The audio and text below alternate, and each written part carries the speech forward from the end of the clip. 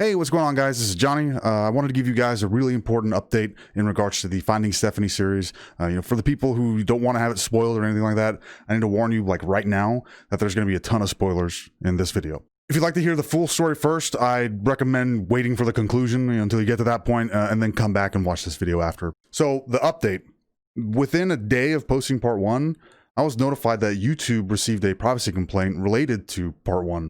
So I'm really not sure what the concern is here, because all the information that I found and that I put in that video, that was out on the open and public internet. All the profiles, they're all publicly open. I mean, nothing that I said was hidden behind any sort of private wall. Anybody could have ended up at the same conclusion as me. And furthermore, this person is portraying, or at least trying to portray themselves as a public figure. They want to be a big popular streamer. And big spoiler here, it's actually not an issue of personal information, because this person's name isn't Stephanie.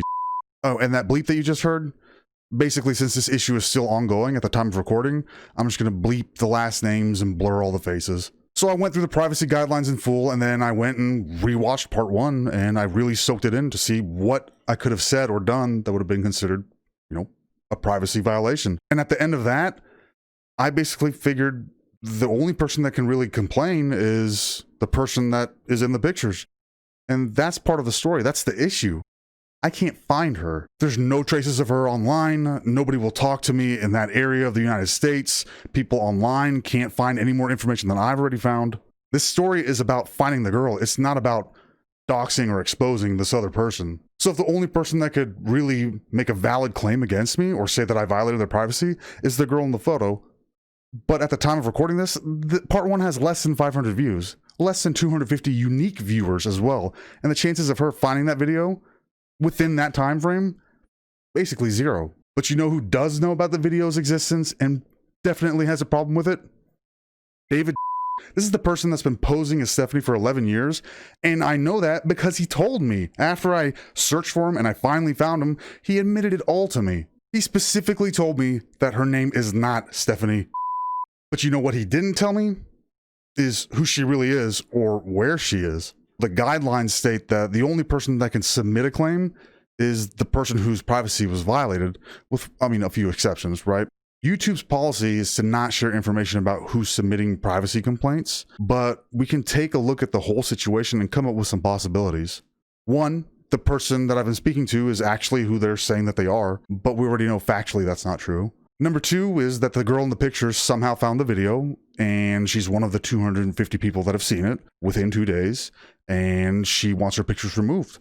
But the chances of that, again, it's basically non-existent. Then there's a third person, the person who's created a fake persona for 11 years using these pictures, created a whole fake life, a whole family that doesn't exist, a whole job history that doesn't exist. A person who's been trying to throw me off his trail since I first confronted him. David. So, by the time of this posting, the 48-hour window that I have to edit the video using YouTube's integrated system, that's going to be over soon. And after 48 hours, if there's been no action taken on my part, somebody from YouTube is supposed to investigate the video and basically see if there's any kind of validity to the claim. And you know what? I've opted to not edit my video. I've taken a heap of precautions and I've meticulously researched this. And unfortunately, there's no way for me to respond to the claim or submit any information or evidence. So I hope the person from YouTube that has to investigate this takes the context of the video into account and ultimately realizes that this isn't about sharing private information. This is about finding what could potentially be a missing person. If you're seeing this in part 1 of Finding Stephanie isn't listed right before it, that means the video was removed and the system failed. However, I spent my time since getting that notice remaking the videos, removing some stuff. Although I don't agree with it, I still want to tell the story. And when it comes down to it, I'll re-upload it if I have to. With that said, I hope you've been enjoying the Stephanie saga. We'll see where it goes from here. And thank you for watching. If you've been enjoying it, subscribe, thumbs up, comment, all the other stuff that you're supposed to say at the end of the video. And I'll see y'all then. Thank you.